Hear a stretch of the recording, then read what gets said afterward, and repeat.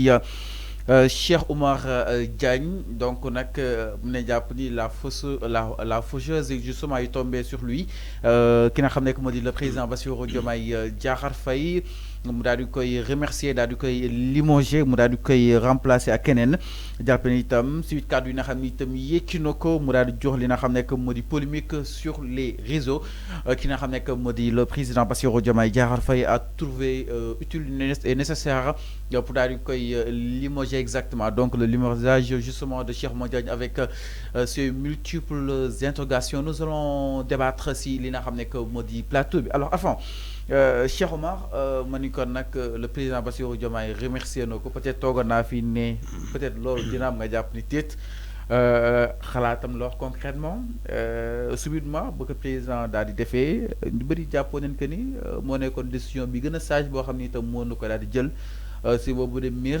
parce que la muy wax ak lay Cheikh Oumar Diagne di wax bokkutul maanaam il ne parle plus la même langue alors Arfan comment est-ce que nga analyser justement cette limogeage bu Cheikh Oumar Diagne.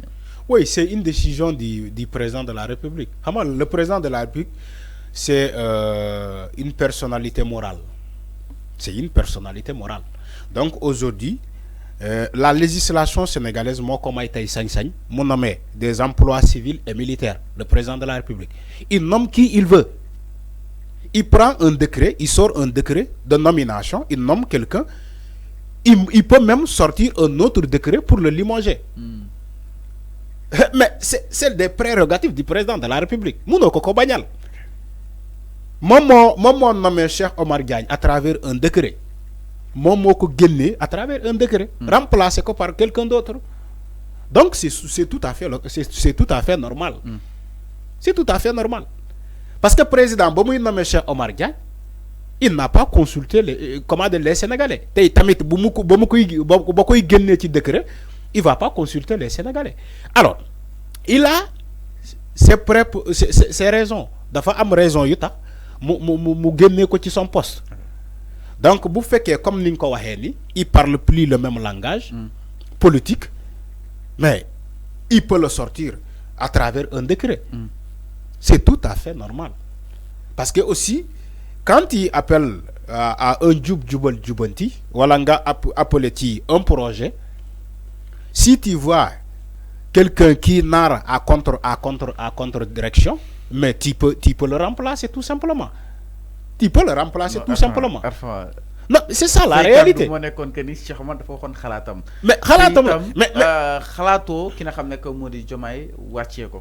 mais c'est ce que j'ai dit. Okay. Cheikh Oumar Diagne dafa waxone khalatam.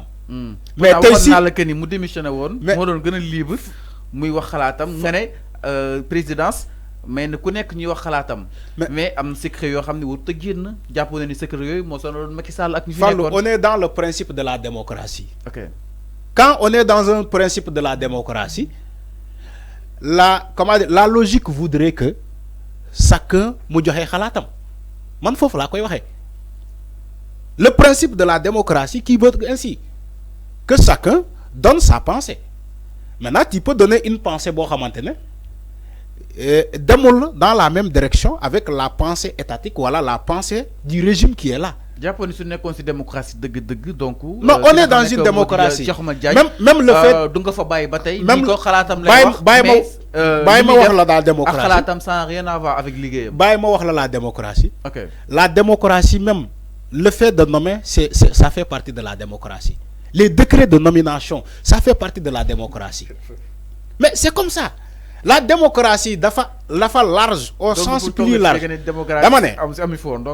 postes de nomination, les postes électifs, tout ça, ça fait partie de la démocratie. C'est de la démocratie. T'es Cheikh Oumar Diagne, le fait que le président nomme quoi, c'est la démocratie qui a dit. Le fait que le président gagne décret, gagne kotamit, c'est la démocratie. Donc, lolo, nyakul aussi, c'est Oumar Diagne, bu amé avis, sa pensée, mon quoi. Parce qu'on n'est pas dans un état de dictature. Oui. Mais lui, du sanction, non, man jappé ou mako sanction. D'où sanction? Il est affecté à d'autres fonctions. C'est tout simplement que ça. Fonction. Je ne sais pas. Non, enfin, Je ne sais pas. Non, limosage. Mais tu peux utiliser les mots que tu veux. Limosage, enfin. Non, il faut. Non, enfin, les faits sont sacrés. Certes, tes commentaires sont libres, mais quand même, les faits sont sacrés. Ton seul problème, tu veux que les gens emploient tes propres mots. Mais les faits sont sacrés. Oui, mais ton problème, tu veux que les gens emploient tes mots. Alors qu'on n'est pas dans ça. Moi, j'emploie mes mots. J'ai dit, il peut être appelé à d'autres fonctions, nous remplacer quoi. Mais comme il peut aussi être limogé. Aujourd'hui, on utilise. Il est limogé. D'accord, il est limogé. C'est ça le fait. D'accord, il est limogé. Oui. D'accord. Si c'est le mot que tu veux que j'emploie, d'accord, il est limogé. En fait, journaliste, quand même. Fallo, ce que j'ai dit, je n'ai pas dit le contraire. J'ai dit, décret mot qu'on nomme, décret mot qu'on gagne, hanakay légui c'est simple. Décret bi qu'on nomme, décret bobu mot qu'on gagne. Manela, il peut être appelé à d'autres fonctions. Moi, manam, menako gagne fi, en attendant mu outel ko fenan. Comme aussi menako gagne, ba pare bay ko nonou. Il faut analyser les deux cas. Nous avons appelé à d'autres fonctions. Sur nomination, il y a un enfant et appelé à d'autres fonctions. Mais ça peut, il peut ne pas dire ça appelé à d'autres fonctions. Après, par la suite, oui, c'est ça. Donc, le fait, le président a pris ses responsabilités. On passe à autre chose. C'est ça la démocratie. Et c'est ça aussi l'état de droit. C'est ça l'état de droit. Le président, il prend toujours ses responsabilités. Donc, le président de la République, Bassirou Diomaye Faye, il a pris ses responsabilités. C'est tout simplement que ça. L'on un président de la République. Quand il est devant face à une situation, il faut savoir prendre les bonnes décisions. Si le peuple réclame aujourd'hui, tu pèses la balance, tu vois que le peuple réclame plus le départ de Cheikh Omar Diagne, mais tu n'as pas le peuple. Tu prends la décision qui est plus proche du peuple. Mais quand à mon avis, mais le président doit dire une décision malgré la demande du peuple. Moi, c'est le président de la République qui prend ses décisions, qui prend sa responsabilité. Est-ce que c'est tout le peuple qui réclamait le départ de Samba Ndiaye? Je ne sais pas. Je ne sais pas. Le président, il prend toujours ses responsabilités. Il prend toujours sa responsabilité. Ce n'est pas à nous d'aller dire le président. Nous sommes analyse. Mais si le dernier mot est là, il revient au président de la République tout simplement. Il revient au président de la République. C'est pas le dernier mot va revenir à Arfan, voilà, ok. Mais c'est le président de la République. Parce que moi, je l'ai fait. Au terme de son mandat, moi, je rendre le bilan au peuple. Donc, il doit prendre ses responsabilités. Tout simplement que ça. Même dans les postes de nomination. Tu nommes quelqu'un, tu vois que le travail qu'il fait, c'est pas conformément à ce que yo linga bogon, mais tu lui changes simplement. Tu le changes. C'est ça les responsabilités. Mais c'est pas comme Macky Sall. Macky Sall, mon nom est nit. Rapport de IGE, Guinée, voilà, rapport OFNAC. Guinée, t'es la Cheikh Omar Bini, Cheikh Omar Anne Bini. Kero waru ko denk dara. Macky Sall nga jël ko, nga jox ko yenen promotion. Mais Diomaye ne fait pas ça. Macky Sall mo yak Sénégal. Il a détruit ce pays. Non, mais il a détruit ce pays. Mais Macky, tous les détourneurs de deniers publics la donnent promotion. Promotion. Mais enfin, là, on parle de Cheikh Madiaye. Non, dama la jox exemple juste. Dama ne. Quand le peuple réclame aujourd'hui la démission de Cheikh Omar Diagne, parce que l'île a wati tiraillerie, le président Diomaye a pris ses responsabilités pour lui démettre de ses fonctions. Il faut prendre l'exemple sur lui, le président Bassirou Diomaye Faye.